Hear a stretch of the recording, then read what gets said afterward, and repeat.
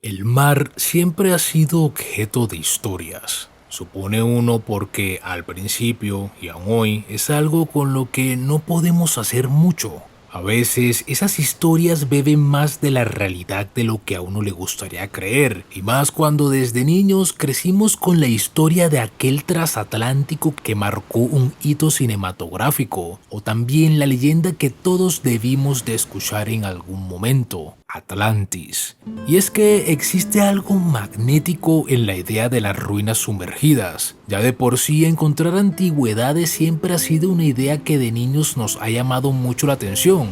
Ahora, agreguémosle a eso el factor del mar, algo oculto en las profundidades, algo que alguna vez estuvo en la superficie y se hundió. En este video hablaremos, aunque ya creo que es bastante claro, de ciudades sumergidas. Todo comenzó tras hundir el carguero Victory y arrojar al mar el cadáver de un marinero que aferraba una inquietante figura de marfil.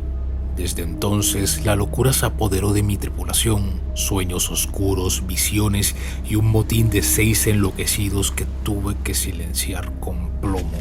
Solo quedamos el teniente Clancy y yo, hasta que él, perdido en su delirio, se lanzó al abismo. La nave, a la deriva, se hundió más y con la poca luz del foco, en medio de la negrura circundante, descubrí una ciudad sumergida, sus ruinas de mármol susurrando secretos antiguos bajo el peso del océano. Esta idea de la ciudad bajo el mar ha sido empleada en diferentes videojuegos. Probablemente esa leyenda de Atlantis haya tenido algo que ver, pues el concepto es bien conocido por todos y apuesto a que probablemente venga de acá. En la literatura se ha usado considerablemente. Lovecraft es un muy buen usuario de esa idea de las profundidades, pues su horror cósmico, por ejemplo, proviene de aquello que es capaz de llevarse ciudades enteras. En los tiempos modernos, esta fascinación ha cobrado vida desde Rapture en BioShock, que es un sueño roto de una metrópoli submarina donde se tergiversa la sociedad randiana a tal punto de ahogarla en su propia sangre. Sus edificios Art Deco, iluminados por neones, son la representación de subgéneros como el biopunk y el decopunk. En Final Fantasy XIV, Amaurot emerge como un recuerdo espectral, una civilización sumergida que murmura aquello que un día fue. Y aunque con un tono mucho más vistoso en términos generales, The Legend of Zelda Wind Waker, que nos sumerge en un Hyrule ahogado, aquel reino que vimos en Ocarina del Tiempo y que yace bajo las aguas de un gran mar, producto de aquel momento en el que el héroe del tiempo no apareció. Soy Karl Heinrich Graf von Albert Ehrenstein, capitán de cohorta de la Armada Imperial Alemana, al mando del submarino U-29. El 20 de agosto de 1917 arrojo esta botella al océano Atlántico, en algún punto ignoto cerca de los 20 grados de latitud norte y 35 grados de longitud oeste, con mi nave herida de muerte en el lecho marino.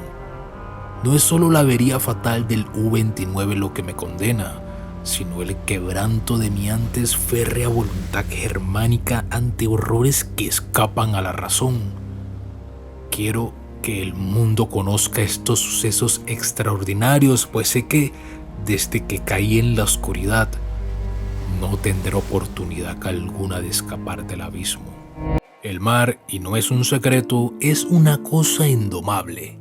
Se ha tragado ciudades que alguna vez florecieron bajo el sol. Si bien los videojuegos tienen esa capacidad de sustentarse sobre la ficción, algunas veces emplean esa ficción para representar lugares que ya no están. Es muy curioso que es por medio de la ficción que estos sitios pasan de ser 3 piedras ocultas en la arena a algo más memorable. En la saga Assassin's Creed hace muy buen uso de esto. Tenemos el caso de Pablo Petri, que aparece en Odyssey, videojuego ambientado en el 430 a.C. aproximadamente, y en el cual podemos visitar las ruinas sumergidas de esta ciudad griega que, según últimos hallazgos, había estado ocupada 2370 años antes de los acontecimientos del videojuego, y que hasta ahora no se sabe cuándo sucumbió en las aguas del Mediterráneo. Habrían de pasar 4800 años para que en 1967 se diera su descubrimiento. Port Royal, la infame ciudad pirata de Jamaica, que fue devorada por un terremoto y un tsunami en 1692, y que aparece también en otra entrega de Assassin's Creed. Acá en el videojuego lo que encontramos de la ciudad es una parte de lo que fue, pues los eventos del videojuego suceden en 1715 y se pueden observar algunas ruinas de lo que en su momento se posicionó como un próspero puerto del siglo XVI. También se puede mencionar a Tonis Heraklion, que aparece en Origins. Sus ruinas están actualmente ubicadas a unos aproximados 5 kilómetros de la costa, en el delta del Nilo. Su antigüedad se remonta al siglo XII a.C. hasta que, por efectos de algún tsunami, inundaciones o terremoto, la isla en donde estaba ubicada comenzara a desaparecer lentamente en el mar. Se dice que para el siglo VIII después de Cristo, lo que quedaba de la ciudad sucumbió dentro del océano. Habrían de pasar 12 siglos después para que en el 2000 la descubriéramos enterrada en la arena submarina. Y un último caso, ya entrando en el campo de los misterios, tenemos al lugar que inspira a la Cueva Sellada, ese enigmático sitio que se encuentra uno en la región de Hoenn en Pokémon Esmeralda y que, se supone, está inspirado en el monumento de Yonaguni en Japón. Para algunos es una formación natural y para otros, si bien puede ser lo primero, fue, sin embargo, objeto de algunas modificaciones humanas. Lo posicionan como parte del continente perdido de Mu, aquella tierra que, dicen por ahí, ocupaba parte del Pacífico hasta que, vaya sorpresa, sucumbió ante las olas y la sal. Esto de las ciudades sumergidas, representadas o no en los videojuegos, ha suscitado mucho interés en diferentes ámbitos.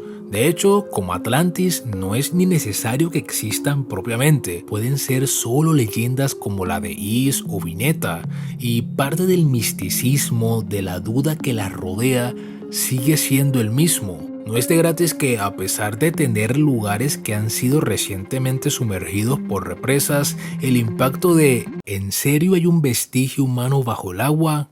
Eso sencillamente impacta. Así como a Lovecraft, que le gustaba jugar con la oscuridad del océano, con ese carácter desconocido que tienen los lugares bajo el mar.